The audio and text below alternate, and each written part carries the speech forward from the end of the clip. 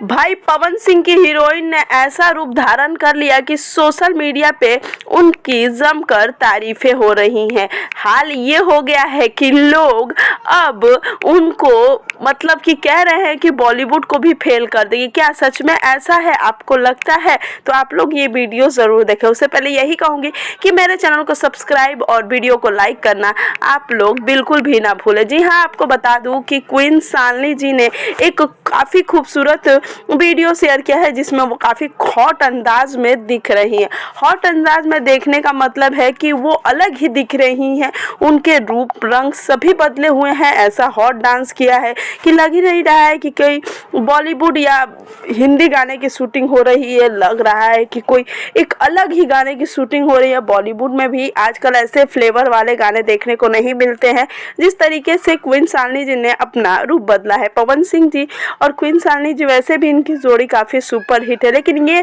पवन सिंह जी के साथ गाना आने वाला है या किसी और के साथ ये हमें नहीं पता है। लेकिन सोशल मीडिया पे आए दिन ऐसी ऐसी चीज़ें चल रही हैं जिससे तो यही लग रहा है कि सच में धमाका ही होने वाला है। वैसे आपको ये वीडियो कैसा लगा कमेंट्स में ज़रूर बताइएगा और हमारे चैनल को सब्सक्राइब और वीडियो को लाइक करना आप लोग बिल्कुल भी ना भूलें।